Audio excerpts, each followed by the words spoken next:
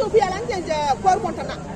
అప్పుడు చూపించాలి ఉమ్మడి కమిషన్ పవర్ ఏందో, మహిళా సంఘాల పవర్ ఏందో అప్పుడు చూపించాలన్నమాట. సభ్య సమాజం తలదించుకునే విధంగా మాట్లాడింది కాబట్టి అప్పుడు ఖచ్చితంగా చూపించాలి. ఎట్టాటోళ్ళు ఇప్పుడు శివాజీ గారి మీద పద్ధతిగా మాట్లాడిన ఆయన్ని దేశపోయి ధర్మం మాట్లాడిన శివాజీ గారిని దేశపోయి నలుగురు మధ్య కూర్చోబెట్టి ఆయన తలదించుకునే విధంగా, ఆయన బాధపడే విధంగా ఎట్లా చేశారో వాడిని కూడా అంతగా డబుల్ చేయాలని నేను కోరుకుంటున్నాను. నాతో పాటు అందరూ కోరుకోవాలని నేను చూస్తున్నాను. అంతకుముందు బెట్టింగ్ యాప్ల గురించి కూడా మాట్లాడిండు, చాలా మంది మంచి మాట్లాడుతున్నాడు, మంచి చేస్తున్నాడు అని చెప్పి ఈ విధంగా మాట్లాడుతున్నారు అని చెప్పి మాట్లాడుతున్నారు. అవును మేడం, అది ఒకటే చేసినట్టు ఆ సన్నాసి ఆ ఒకటి చేపట్టి నెత్తి కళ్ళు. ఇప్పుడు భారతం గురించి, పురాణాల గురించి, ధర్మం గురించి అసభ్యంగా మాట్లాడుతున్నమాట. ఎంత అసభ్యంగా మాట్లాడిందంటే అబ్బా మామూలు మాట పుచ్చకాయని కిరాదోసకాయని తెచ్చిపెట్టిందంటే ఒక మగవాడిని ఒక ఆడదాన్ని ఆడబెట్టిండోడు.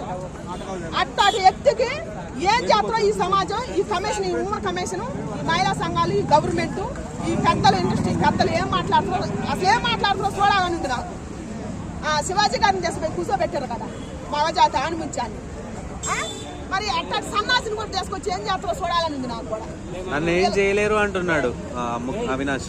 ఎవరు ఆయన? ఇండియాకి వచ్చినా నన్ను ఏం చేయలేకపోతే అప్పుడు మన సత్యనారాయణ సార్ చూసుకుంటాం.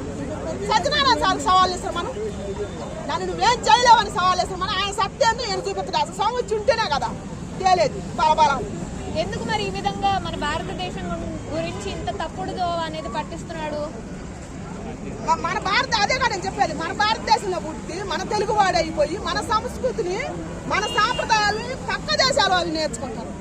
సోల్జర్స్, ఆర్మీ వాళ్ళ కోరికలను చంపుకొని, వాళ్ళ వయసును చంపుకొని వాళ్ళు పోయి బార్డర్లో ఉండి మన దేశాన్ని కాపాడుతారు. వాళ్ళు త్యాగాలు చేసి అట్లాంటి మహోన్నతమైన ఎదురు మనకి ఇంత స్వేచ్ఛనిస్తే మనం ఏంటి ఈ స్వేచ్ఛను పాడు చేసుకునేది? అసలు మనకేం అధికారం ఉంది? ఇట్లా చేయొచ్చునా? అందుకని అట్లాంటి వ్యక్తి మన దేశం వచ్చినప్పుడు వాడికి సరైన పనిష్మెంట్ ఇవ్వాలని నేను కోరుకుంటున్నాను. వాళ్ళు ఎవరు అనుభవాలు చేయకాదు, వాళ్ళు మొత్తం అనుభవాలు చేయాలని కోరుకుంటున్నాను.